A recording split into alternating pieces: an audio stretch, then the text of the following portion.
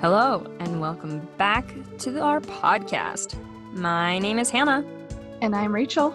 And this is the You Talking to Me podcast. Today, we are going to be talking about some short films, actually. So we'll be covering 3 different short films, 2 of which were on YouTube, 1 was on Netflix. And the first one that we will be talking about is The Letter Reader. So I'm going to give you a little recap of what that one was about. The Letter Reader is about a boy named Sia, who has been brought to his grandma's house to visit because his parents are thinking about getting a divorce. He can read, so he is put in charge of reading letters to people in the village. When Nabul comes in to have her letter read, Sia changes what the letter says. He knows that Nabul wants to be with her husband, but she isn't sure he still wants to be with her. Sia pretends the letter says that he is still in love with her and misses her every day, while in reality, it says that he is setting her free to live her own life. Sia reads her another letter saying her husband really misses and loves her. Then her husband turns up and is a bit confused as to why she's acting so nice to him. Sia then has to go back home, but gives Nabul one last letter and says it is from her husband, who is actually with her. She questions what has been going on. Sia wants to keep coming back to his grandma's house to be a letter reader. This was our longest short film. It was about a half hour long. And like Hannah said, it's on Netflix. You can watch it there. They've kind of expanded their library to include some short films, which some of the ones next week will also be off of Netflix. This one was a little confusing at the end, but I think it tells a really interesting story and something that I'm pretty sure it's supposed to be kind of like modern times for this. I don't think it's supposed to take place like a long time ago or anything. And so it's just interesting to see like how valuable someone who can read is in this area and how that's like a job, which I think would be a pretty cool job, especially if you are like really into the gossip and the tea, like knowing about people's lives. If you are nosy, you better learn how to read in this town. I thought it was very sweet, and they were so surprised, this kid could read. He's like 9, 11, I'm not sure, like very young, in middle school or younger, and he could read. And so when he visited, his grandpa used to be the reader, but they hadn't had a reader for a long time. And so when Sia showed up, they finally got to like catch up on all these letters that had been just like sitting around for a while. Yeah, that was cool to look at that. And I wonder if he likes that job, because I think for me personally, I wouldn't like it, because some of the letters are so intimate that I'd be like, ew, I'm invading your privacy. I don't want to do this. But I also think what he was trying to do for the people is nice. Like, if he was changing the letters at all, that's a nice idea. But I also didn't like that, because I don't believe you should lie to people. Did you have any qualms about what he was doing? Well, I think he just did it for her because he was like enamored by her or whatever. It seemed like he had a crush on Nabul.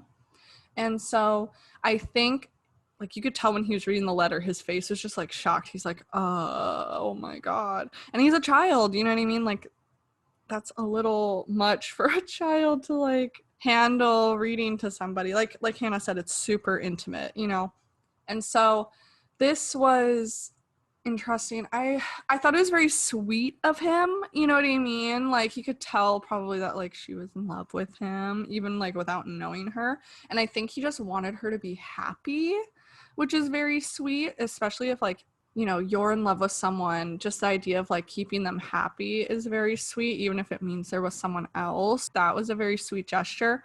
But even if I was in love with the person that was sending me the letters, like literally head over heels in love, and they were like, we're breaking up, I would want to know, and I would be a little pissy if I found out that it was being changed and I was like strung along on this, like, I've been in love with this loser for this whole time when I could have like been spending time getting over him. Yeah, I agree with that. And then also, I don't know if you noticed this giant shift in her once she had heard that he felt that way, it like changed the entire way she was acting. She felt prettier and she felt like more herself. So, why do you have to only get confident if someone else is feeling a certain way about you? Like, shouldn't you care about yourself no matter what? And that's where it needs to start is by loving yourself and feeling confident in yourself and not expect the way someone feels about you to change your whole demeanor. I don't know. That bugged me. Yeah, I think what made her feel more confident though was because right she was down at the watering hole and like filling up water, and this other woman was like, yeah, I haven't gotten a letter from my man, I don't know, I just don't think it's gonna work out, stuff like that. And so I think when she got one, you know what I mean, she felt special because her husband still loves her. So a lot of these men went to the quote unquote city of gold, and I'm not sure where that's at. I guess we could probably have looked that up, but it's a place where obviously they're looking for money and a job and something to like get rich off of, I suppose. One of the ladies had said, it changes men. So like to be, expecting probably like a breakup letter or that they're going to be different when they get back. And so I think she just felt special that he still loved her and she's one of the special ones.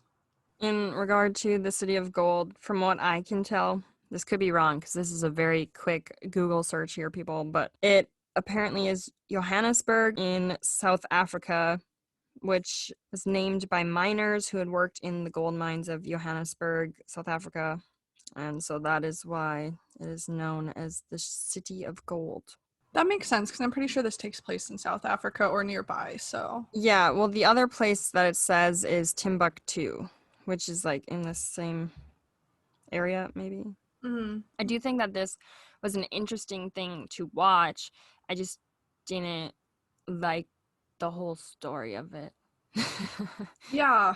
What did you think about at kind of right at the beginning when the grandma and the Sia's mom were talking and Sia was overhearing and she was like, you cannot leave your husband. He needs a dad. You need to stay married. Like, who cares if he doesn't love you? There's still hope, blah, blah, blah. What did you think of that? Well, I think that's freaking dumb. Like, don't just stay with someone for a child because the child's gonna know if something's not right in the relationship. Sorry, but that's actually hurting the child more. I feel like that's a common problem. I mean, like, how many people get divorced nowadays? Like a billion, cajillion?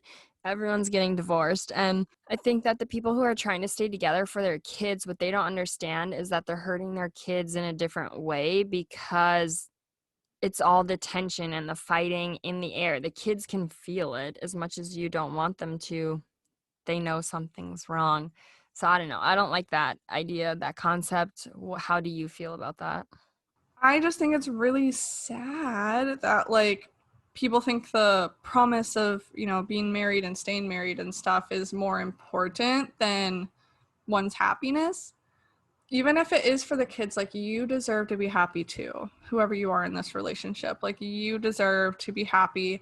You should not have to stay married to somebody because you promised to stay married to them for your religion, for your family, for whatever. Like, but like, I do know it's very hard to like go against your family and actually do that because like people in my family have had to leave their significant others without the support of their family members, and so I do know that that has to be like super hard. If they are happy when her husband gets back, great, like I hope it works out for them, but she shouldn't just be like, I'm gonna stay with him because for Sia and for because we're married, that's the law. Right. And like, I'm not saying if you have a fight with someone, you should just like go divorce them because obviously I don't believe in that either. But I think that obviously relationships have fighting and problems and you have to work them out. But if most of your relationship is fighting and you would just be better off not together, I just feel like it'd be more beneficial for your child. How did you feel about like the way the movie looked or the way it sounded? Oh, for people who have not watched this, it's a movie that you're going to have to read. I I'm gonna be completely honest, I don't remember the music at all. Nothing stood out to me, so it must have either been very limited music or it was very well done and it didn't stand out, which I believe music in a like non-musical sense should be. Like you can notice it obviously as like the background or if it's like enhancing like a action scene or whatever. But this was a very just like chill movie, and so the fact that I don't remember the music is probably a testament to how good the selection was. So it didn't distract me.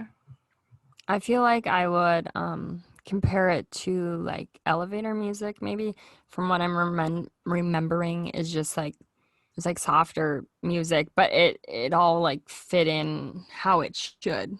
I thought the cinematography and the sets or whatever really fit together. Like nothing was too high def. Like they didn't use too high def of cameras to where like it really was like a barrier almost. Like this would not have fared well with 4K cameras just because it takes place in a like poor part of the world and in this country, and it was just like it would have been really weird, I think, and would have made you know that you're watching like these stupid people make a film, or like I don't know, just like people who don't understand like filmmaking make a film, and these people really did understand that.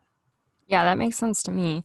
But I thought some of the shots were cool. Like now I can't remember, but I feel like I guess most of the shots I liked were the landscape, which I am just a person who likes different landscapes. We've must have figured that out by now, which I enjoyed going to that area. It looks cool. A fun fact about this film is that it's originally in the Zulu language, and so it does have English subtitles, obviously. And I think it has a couple other languages for subtitles as well, which is really cool. Yeah, that was interesting just that you had to read it. I mean, I've definitely watched other foreign films. I don't know if this would be classified as a foreign film, but I've watched foreign films where, you just have to read the whole thing, which I think is cool, but it's also a challenge because you have to really make sure you're paying attention because otherwise you don't know what the heck is being said. Yeah, this is a movie that you cannot watch like getting ready in the morning unless you speak the language for real. Because I used to try and watch a show called Elite in Spanish because I hated the dubbing. And so, sorry if you're one of the actors that dubs it. I'm so sorry, but you understand. But it's just so much better like listening to it, like the actual actors acting in their native language or whatever language the show's in. And so I would try to watch it while like putting my makeup on, and that was a mistake. So Yeah, I had to like go back a few times because I would forget that I had to read, and I was like, okay, what just was said?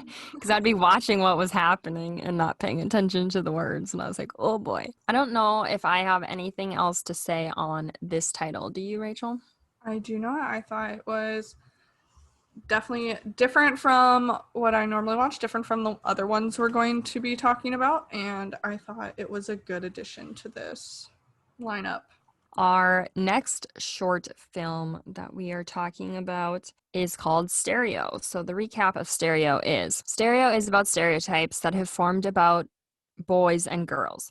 In this short, it is portrayed that the stereotypes are opposite. Boys wear pink dresses and makeup, girls wear blue and do sports. The main character, Jamie, is a girl and she wants to wear a dress, paint her nails, and do musicals. But her mom wants her to act like the girl she was born to be and play sports. By the end of the short, Jamie stands up to her mom and tells her what she wants and how she is going to live her life. I liked this one. What did you think of this one, Rachel? I did like this one. Was when I first watched it, I didn't like read who it was by, and I was like, okay, this seems like a little on the nose for a lot of things, which means like a little obvious. But I don't know. Here's our fun fact right at the beginning. The director, editor, and writer is a literal 13-year-old girl named Ella Fields. Like, what? So talented. Like, I don't know. I dabbled very briefly in trying to create short films, and her stuff was much more put together than anything I could do. I think I just can't write, edit, and direct and run the camera like all at once. You know what I mean? I think that was my problem. And she was like, I've got it. Don't worry. Yeah, that's a lot of things to take on. And the fact that she did that at the age of 13, I mean, girl has to be freaking organized. That's what I'm saying. Okay, she did go to a like cinematic arts school or whatever during this time, so like she did have like equipment and people and stuff to do, but it was super well put together, just like beginning and end. I really liked the intro where it was like clips and a little voiceover that was like, since the beginning of time, you know, boys have worn pink and girls have worn blue, and, you know, girls can't wear makeup, they have to play sports and all this stuff. You know, like it was a good intro, and it just made you think like how freaking stupid that sounds. And then you think about like the real life stuff of like it opposite, and you're like, that sounds really freaking stupid too.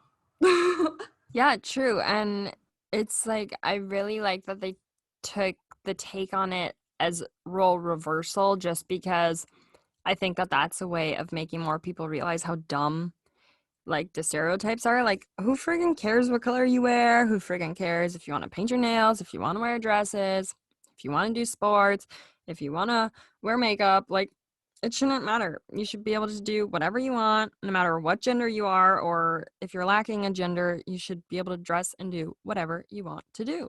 This is just a bunch of shots at society just being like, yo, y'all are dumb. Like, whoever created this stuff is stupid. Stop. Well, a funny thing is, pink used to actually be the masculine color. And then I don't know what made it switch, but then all of a sudden they're like, heh, now it's switched. And a fun fact that I guess this is kind of like into the role of stereotypes too. When razors were like becoming more of a thing, then they decided that they had to like make a pink one and start selling it to women because before then women just didn't shave their legs. But then they were like, we need to make more money because we're only selling it to half of our population. So let's try to get the other half to buy a razor too. And then that's why women started shaving, is because a razor company said that they had to. I love consumerism. Okay. I can understand why people would want to shave their legs, but I haven't shaved my legs since like 2018, 2017. But you know, it's like everyone has a body and everyone should be able to do what they want with their own body. Like I'm a person who likes to shave just because I like the feeling of my legs being smooth. But if you like to have hair on your legs, freaking do it. You know, everyone should literally be able to do what they want to do. I think it's so dumb when people try to tell you how you have to look. It's like, no, they're just being intimidated by their own fears and telling you that they have to form to your standards. Oh, for reals. Yeah. People want people to fit into boxes. And you know what? There aren't enough boxes in this world for how many different types of people there are. So let's just all live outside of the boxes in the same world and just put up with each other. Like, if you don't like somebody, don't talk to them. Yeah, and let's support our differences. My thoughts on this, though, I was like, I loved it. I think stereotypes are dumb. And like I already said, I said everyone should be able to wear and do what makes them happy because literally that's all that matters. Like, if you're not happy, go change your life, please. But I mean, if as long as you can and you're not like trying to kill people. Or like you live in a place that isn't safe for you to do that. If you're not happy with your life, don't get after other people who are trying to be happy with their life. Like, bro, look at yourself, look in a mirror. You know what I mean? Like, evaluate what's making you not like somebody so much and then reflect that on yourself. Because if you don't like a certain sexuality, a certain race, a certain type of person, it's not their fault. They're just doing what they were born to do. Yes, and I feel like a lot of times, I mean, not like race, because you can't, well, unless you're, well, you'll understand what I'm trying to say in a second. What I'm trying to say is that I feel like a lot of times what people fear, or like if you look different. So, like for me, I could be like, oh my God, Rachel doesn't shave her legs. It's the grossest thing ever. I can't believe she would ever do that. That's so disgusting. Why would anyone ever do that? But a lot of times, the person saying something like that, that's actually what they want to do, but they're scared to do it themselves. Now, that's why I'm saying that doesn't apply to race because I couldn't be thinking that about a different race, probably.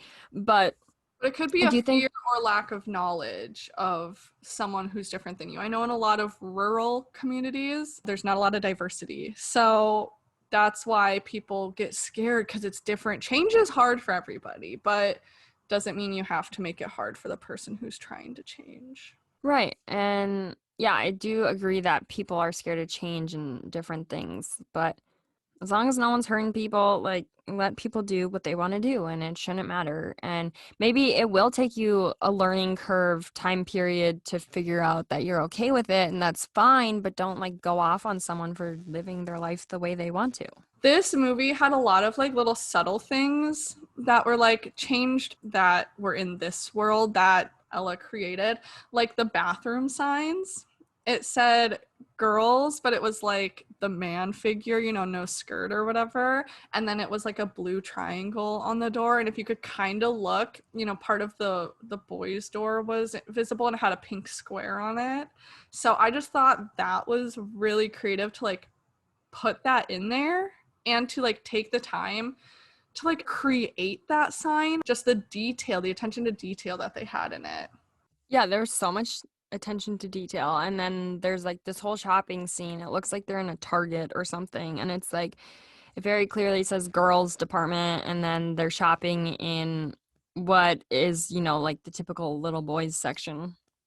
And it's all the button up shirts and long shorts. And I'm like, yes, this is amazing. And I loved seeing all the boys in dresses and the girls in like hats and baggy shorts and shirts. And then I also loved watching Jamie do what she wanted to do. She was scared, but she painted her nails. And then she was scared, but she started to grab this little number thing to audition for a musical. And then she stood up to her mom, which is scary to stand up to people for doing something different. Like just being who you are can be so freaking scary because you don't want people to hate the real you. Like, no one wants that. Worrying about what other people, if they're gonna like this version of you, is not the purpose of the reason you should live your authentic self.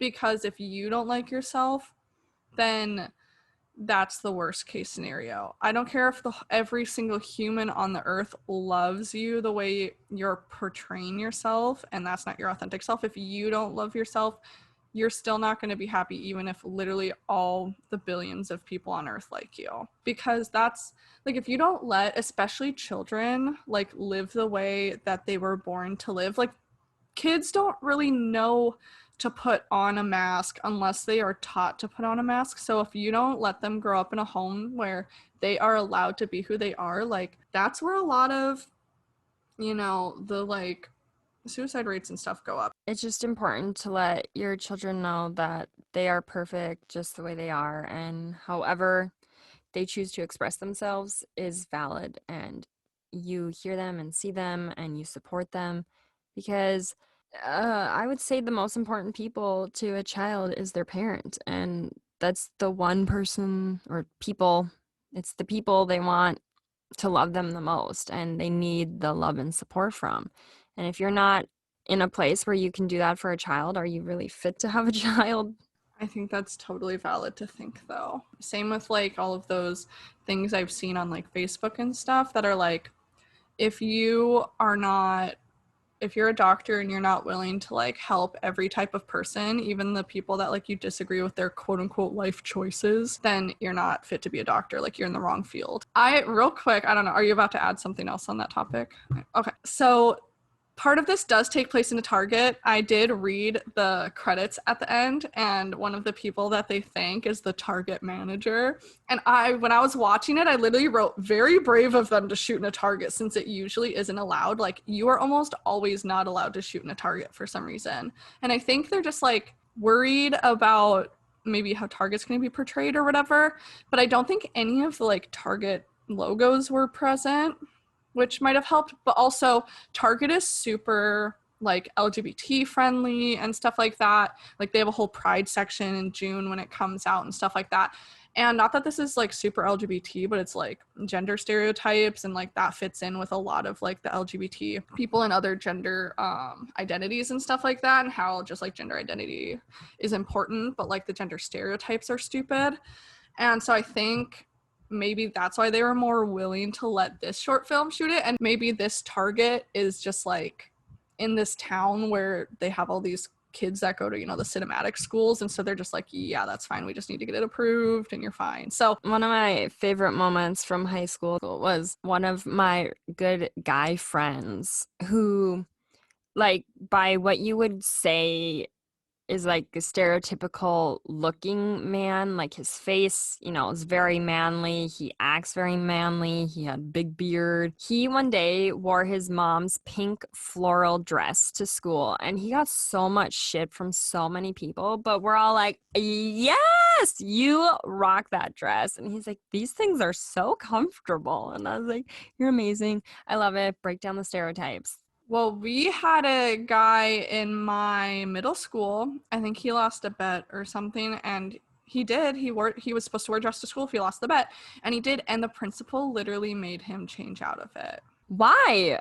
I don't know if it was because he was doing it as a joke. Whereas now my middle school, we have a different principal now though, and everything. Now my middle school is like apparently super chill about this kind of stuff based on someone who I know who has a child that goes there. They have a lot of either gender fluid people, LGBT plus people and stuff like that at my middle school, and that it is one of the most open ones, at least, about it. And I am happy that my middle school is representing the peeps in that way. That's amazing. And speaking of middle school, I think we can shift on over to our third short film we're going to talk about, which is something that happens for a lot of people who get we're going to talk about periods here, people, so if you're squeamish. But first, I think we should go to our question of last week, which was from Katrina. How much time does it take to make a podcast? So that is a great question, Katrina. Thank you for that. Okay, so per podcast right now, we are actually recording for 2 weeks at a time. So typically every week we're having roughly 5 hours of footage we're watching. Along with that, we are recording for 2 to 2.5 hours. How long does your editing the audio process take? I feel like I could do it a lot quicker somehow, but I have to listen to like every minute of the podcast, even when we take really long breaks, because I don't know when we come back. It's just audio waves on the editing thing. So it takes me probably like 3 or more hours to edit one episode, which is a lot of time. And it takes even longer because I'm usually like watching football in the background or like hanging out with Jack, my boyfriend, at the same time, and blah, blah, blah, so it takes a lot of time to edit the podcast. So I'd say 3 hours of editing plus a minimum of 2.5 hours recording it, watching the films, which like Hannah said is like 5 hours if the movies are like 2 or more hours long, or 3 like Fiddler on the Roof. Yeah, we have that. Plus, I write recaps for each episode. Those don't take me too long. It depends on the movie and how my brain is working for that day, but those probably take me 10 minutes a recap. Then I do the thumbnails I make separate thumbnails for YouTube and for like a podcast format of the thumbnail, and it depends on if Rachel and I agree on it immediately or if we need to change things, how long those take. I mean, they're not too time consuming, but probably 10-15 minutes per thumbnail. And then I also do subtitles on YouTube. Those take, it depends on how nice Rachel and I are to each other. If we are not talking over each other and we're talking in a clear manner, it's typically like twice as long as the audio segment is. So if it's a 40-minute podcast, it's 80 minutes of editing time. If we talk over each other or we don't talk clearly, it's much longer. That can take me up to 3 hours because the subtitles that are auto-created have no clue what we're saying. So then I'm retyping everything that's said. So it kind of varies per episode, but I'd say that's probably like 10 hours worth of work altogether between the two of us. That's a lot of time. Also, if you do not watch on YouTube and you listen to the podcast and you want a transcript, they all are listed on, this is not a plug for my website, but they're all listed on my website, which I will post in the chat. Plug yourself. It's all about collaboration too, because if we didn't do this together, it'd be obviously a lot harder. And one thing that's cool about Rachel and I is that we actually both thank each other for doing the work that we do, and we both appreciate each other so much. So maybe that gives you a little insight into the work that goes into our podcast. Plus, I guess you could add in time for planning. We have spreadsheets that say what movies we're watching, when we're watching them, The question. what questions need to be asked, which ones are being answered, which ones are being asked, what themes are happening.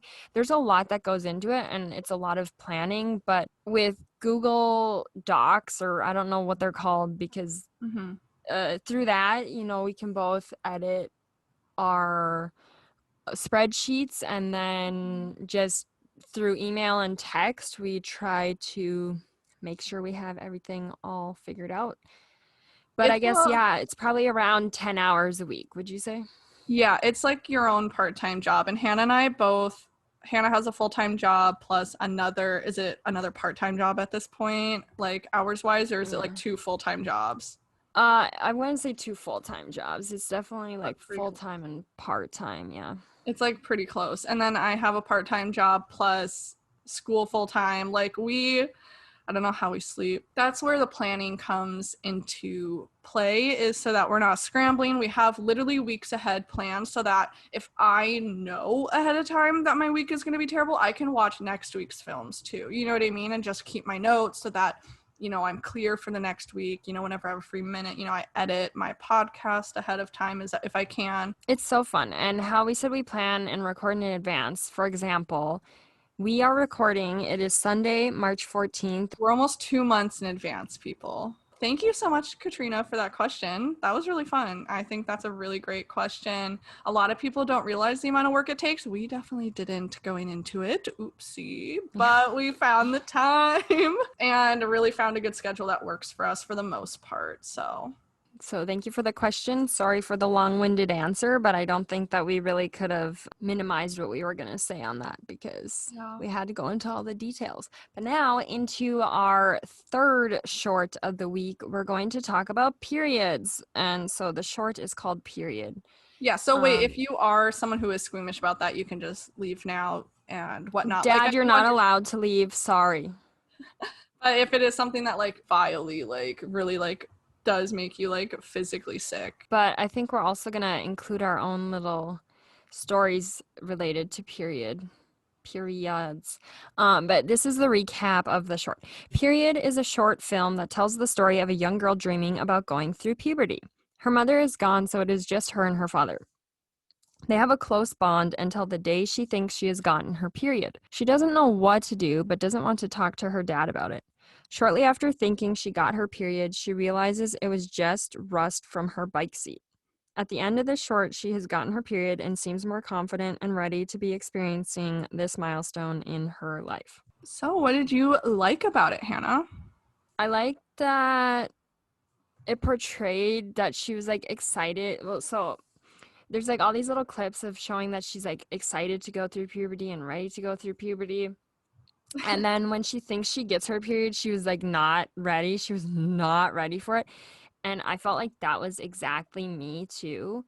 And so I like that aspect, because I don't know if that's typical for any menstruating person to feel that you're ready and then you get it and you're like, oh no, or you think you get it and you're like, oh no. And then when you really get it, you're ready. I don't know. But I liked how she thought she was ready, and then when she thought she got her period, she's like, oh no. What'd you like? Well, I liked that too, but I was definitely someone who was I don't want to go through puberty. My best friend and I in elementary school were we want to be like the guys and not have to care about really as much. This is my opinion. I feel getting your period and getting boobs and everything is a huge difference, where guys have voice dropping and the cracking and obviously other physical changes, but still it's not, I feel as drastic to me. I feel like their bodily maybe changes Yeah. are not as drastic maybe, but they have to worry about just random boners, which I feel That's like true. it would be so awkward. Yes. And I just want to go out and correct myself already. I said boys and girls. I mean anybody who has these genitalia that are with what they identify as. My bad here. You're Sorry, I just gendered to any menstruating human and yes. any person that could get a boner.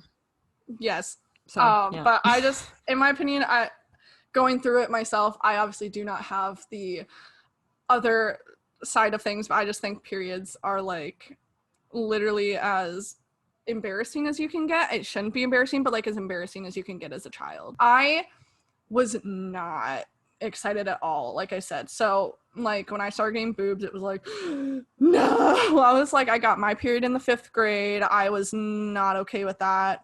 So offensive. Like, absolutely should not have happened. Like, that is uncalled for. I was like the not the only person, but one of like very few people in elementary school who got their period. And that was so embarrassing trying to change a pad in the bathroom when you're like literally the only person, then everyone would know. Mm-mm.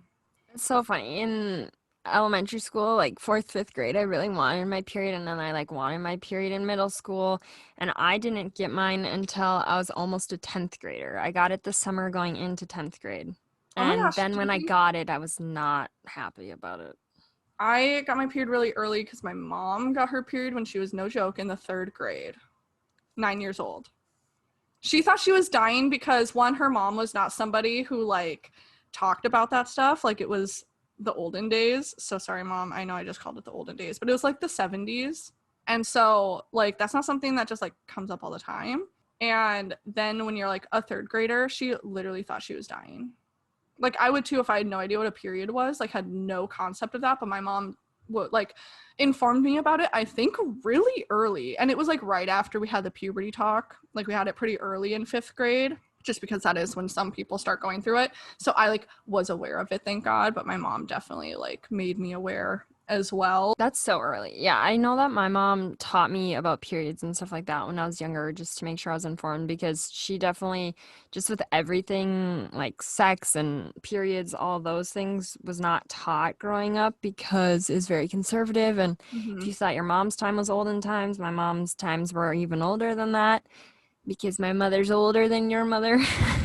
But so my mom wanted to make sure I was just informed. And then I love that. I actually was scared I wasn't going to get my period because they told me if I turned 16 without getting it, like I had to be checked. And so Yeah, like they I I just heard kept that too. hoping.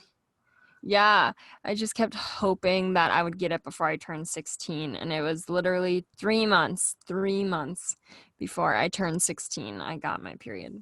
Oh my gosh. Well, I got it in the 5th grade, had it irregularly, but like whatever. And my mom was the type of mom who was like, just tell me when you get it every month so that I can keep, like she just put a little R on the calendar to like make sure I was getting it kind of regularly. Make sure everything was healthy and stuff. I think I was getting it probably like every 4 to 5 weeks, like on a different day, whatever, but it was regular. But then I joined cross country in 8th grade and I lost it for like 3 months. I think I lost it for 3 months, and my mom was like, if you don't get it by next month, like, we're just gonna go in and just make sure and get you checked and stuff. And I think my body like scared itself into having the period again because I was like, I am in the 8th grade. No one's gonna look up my body. Absolutely not. No, no, no, no, no. Like, I would have rather have died in the 8th grade than have somebody look up my vagina. Like, absolutely not. Yeah, so there's our. Do you have a funny story about the very first period you got? Yeah, so kind of like this girl in the short film, I thought I got it, but I really didn't think I got it, to be honest. I thought so I fell at the pool and like my legs like landed on the edge or whatever. Later that day there's a little bit of spotting or whatever. And so I just told my mom, I said I fell at the pool, but I am bleeding a little bit in case I got my period. She told, I swear to God, the whole freaking world. Okay. And this is how I found out. I went to my aunt's house and my aunt was like, oh my God, I hear you're a woman. Like, ew. Ew. What are you saying? No, absolutely not. And then her friend came over. My aunt's best friend comes over and is like, Oh my god. Like why are you talking to me about this? I'm sorry. Like I didn't even want to tell my mom about this. And now everyone I've ever seen for 1 second knows that I have my period. Might as well just put it on the news. Like, Jesus. I was so embarrassed. And then I kept having to be like, well, I don't know because I fell at the pool. And then it wasn't my period because I didn't get it for a couple months later. I got it like in the middle of 5th grade. This was the summer before. And so I was like, no, girl, no, I did not, maybe. And it's like so awkward to be like, well, maybe I didn't get it because of this. And it's like, oh my God. What about you? Do you have a fun first period story? I have two fake period stories like you. I Ooh. was climbing over the seats in my high school auditorium when I was like 8 or 9, and I fell on the seats. And sure enough, I had the same breakthrough bleeding sort of thing. It's like technically your hymen, I think. So I was bleeding then, and obviously I knew it wasn't my period. And then freshman year of high school, I fell off the stage, but the way I fell, I landed so this like beam just nailed me in my nards. I call it my nards sometimes. um and like nailed me, and I had to go to the school nurse because like I just fell 12 feet flat on my back and had this thing nail me in the crotch. And she and I was bleeding, and she was like, "Oh, you got your period." I was like, "No, I didn't. This thing literally just rammed into me so hard." And she was like, "No, it's your period." And I was like, "No, lady, it's not. I know it's not." And sure enough, I didn't get my period for almost another year. I was like, "Yeah, I told you." But What? my very first period, I thought I was ready for it. And I was having a sleepover with my best friend at the time, whose name was Rachel, but is a different Rachel, spelled a different way. And that whole night, I just felt like so nauseous and like hot. And like, I was like, oh my God, what's happening? So I slept on the floor. I let her sleep in my bed, and I woke up, and then like there's nothing on the floor or anything. But I turned around, and she's like, oh my God. And I was like, what? She's like, you got your period. And I was like, what? She's like, yeah, it's on the back of your outfit. And I was like, what? And I went to the bathroom, and I saw that I did indeed get my period. And I was so lightheaded. Like, I couldn't, I had to sit down. She had to bring me water. Like, I was about to throw up. I was like, I can't do this. Oh my God. Oh my God. And so she had to take care of me because I thought I was going to pass out and throw up everywhere. Well, you're somebody who like does not handle blood well, right?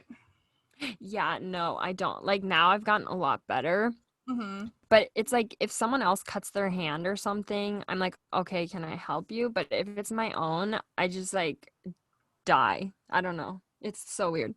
So are you like, were you really weird about your period right away, or was that just like the one time because it was so unexpected?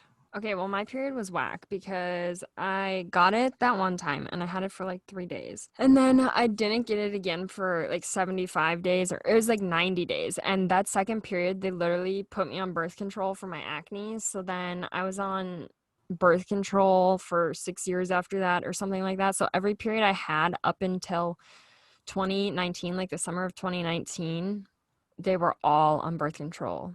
And so then they were all just like normal. And for I would say like the first year, probably anytime I got my period, I was not physically okay. Oh, Is anytime I saw the blood, I was like, "Ugh!" yeah. My dad was so sweet. He like had to go out and get, the pads and stuff for me, and he just like was so chill about it, which I loved the dad in the short film. Like he was super awkward and weird, but he also just like did what he knew he had to do. You know what I mean? He never pressed her for it. Even when he thought she had it, you know what I mean? Like when she thought she had it, when he thought she had it and stuff, like he noticed the like red on the back of her shorts.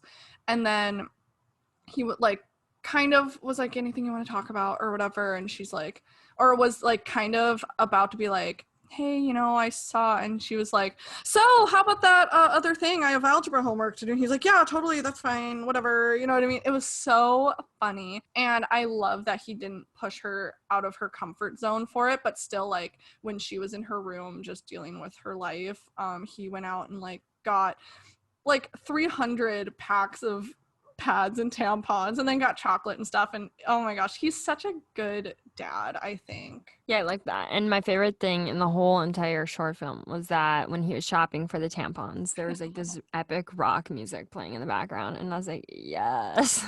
And this takes Amazing. place in the 80s, actually. So, because they mention Reagan being president. and he was president basically the entire 80s. And so I think they really captured the nostalgia of that period too. Like they went to stores and stuff that like looked kind of old, and they obviously did their research and got like tampon boxes from at least before the 2010, because I've never seen these and whatnot. So that was really good. I do think that the age it was written about was pretty realistic. I don't know who wrote it. Oh my gosh, I'm the worst. But I think that they wrote really well for this age group. It was written by Deborah Prale. It's Pralle. I don't know how you pronounce her last name, but it's Deborah, however you say that last name. And she wrote and directed it. Well, she did a good job, I think, for the most part. You know, there were some things I didn't like about it, but most of the things I did like. Like, okay, you said one of your favorite parts was like him buying tampons to rock music. One of my favorite things in the whole film was when she puts the pad on and you don't really realize why she's walking all weird. You're like, okay, maybe she's just not used to it. And then she rips it off and it hurts really bad. I'm like, oh my God, did she put the sticky side on herself? And then she goes to her like secret little like pubic hair counter where she like keeps track of how many pubic hair she has, and she has to erase some. Oh my gosh, I literally died. Okay. Yeah, that part was legendary. I loved that so much. So funny. She basically gave herself a Brazilian wax. This was 15 minutes long. It's a short that's on YouTube. And I mean, it's pretty straightforward. The one thing I was disappointed about was so she has a friend who is a boy, and they always get candy together, and he asks her why she didn't ride her bike one morning or something like that, and she's like, you don't want to know? He's like, yes I do. And she's like, well, I got my period. And he just left her. I thought he was gonna leave and then like come back with candy. I was like, be a good best friend and be like, oh my gosh, let me get you something, because they always get candy together. So I was like, oh, that'd be so sweet of him. But instead he literally just leaves her high and dry, walking alone to school, and just like leaves her like she's some disgusting scum of the earth because she got her period, which I think is bull caca. Like, I understand like a little kid might be like, a little boy or whatever might be grossed out by that for whatever reason. Like, I can understand because it's so stigmatized, but I also think that it was just weird in general. Like, she's like, I got my period, and then he just like backs up his bike and rides away, and that's it. Like, he doesn't even like, there's no interaction with them like the whole rest of the film, I don't think. So that was super weird. Yeah, I wish also that there would have been like an aunt or another parent or relative to bounce off a different reaction off of her getting her period. Like I said in my story, my dad was the nice dad and went out and got the stuff. My mom, told everyone on the planet, and my aunt and her best friend were like, you're a woman now. Like, I wish there would have been like maybe someone like, yeah, maybe not another parent, because I do like the single parent aspect, but maybe like an aunt comes over. Or even if she went and talked to like the school nurse or her teacher or something, that could be interesting. But yeah. So you said you're a person who was awkward around their period, correct? Like when you first got it. I mean, you were so young though. Yeah, at the beginning I was super weird about it, just because I think like one other girl I knew my age had her period. And I don't know. I mean, other people might have just been better at hiding it and didn't talk about it or whatever. But now I'm just like, at work, I'll literally walk to the bathroom holding a pad and be like, who freaking cares? Like, or a tampon, whatever. I'm like, I've got my period. What are you going to say about it? Yeah, I was one of those people. Like, I just remember once, like, in the hallway at my high school, I needed a tampon, and I, like, shouted down the hall. I was like, yo, anybody got a tampon? I was that girl that had, like, so many extras in my backpack in case someone needed one. Like, I wanted to be that person that was like, I've got you. I've got pads. I got tampons. I got super. I got thin. I got whatever you need. Because I know that I would want someone to have one if I needed it. You know what I mean? And I just knew that it's awkward to ask. And then it's even worse if they're like, no, I don't have one. Well, I hope that this talk about periods wasn't too offensive for people. But honestly, I think that it's just, a milestone for people who can menstruate, regardless of your gender. Mm-hmm. And, everyone goes through puberty. Once again, regardless of your gender, and it can be an awkward time, it can be an exciting time, it can be a scary time. But I think that this little short covers the topic of periods well, and maybe hopefully you found our stories interesting. But before we end this podcast, we need to reveal what the question we will be answering next week is. And this question comes from Luke.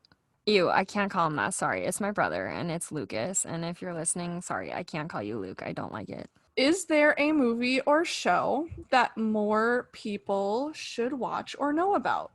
Interesting. Right. Obviously, that would be our own personal opinions. And I have a feeling Rachel and I will have pretty different answers for this question. Probably. I feel like we watch different stuff for sure. I have two that are in my mind right now, and they're very important, but obviously we can't answer that right here, right now. I'm gonna have to think. I've got maybe some ideas, but they're probably really bad ones, and we'll just wait until next week to answer this. Well, I think with that is the end of this episode. So let's plug all of our social medias. If you watch us on YouTube, first of all, please subscribe to our channel. Hit the little notification bell so you get notified when we post. Our YouTube channel is You Talkin' to Me Podcast. And now Rachel can plug the other socials because I will butcher them. All right, so email us suggestions, comments, personal life stories, anything. Literally, we just want to hear from you. We love getting emails from y'all. It is You Talkin' to Me Podcast at gmail.com. Follow us on Instagram at You Talkin' to Me .podcast. Follow us on Twitter at You Talkin' to Me 11 because we're both number one. We're on pretty much every podcasting site, Spotify, Apple Podcasts, Google Podcasts, Stitcher, wherever, Anchor. Come find us on there. Obviously, you're listening on one of them because you're listening to this podcast, but we're on other ones if you hate the station you're on right now. Come back next week for our next 3 short films, which I'm going to tease them right now. Just because I know some people like to know ahead of time what we're going to be watching. We do post it on our Instagram, but if you do not have Instagram, I got you. Next week, we are watching The Silent Child, which is on YouTube, Zion, and Canvas, which are both on Netflix. So go check those out if you want to watch them ahead of time because we do have spoilers, but we also do just talk about stories relating to the stuff that happened in the short film. So go take a look at those. That is all that we have for today's podcast. So thank you for listening to another episode. My name is Hannah. And I'm Rachel. And this is the You Talkin' to Me podcast. Bye. Bye.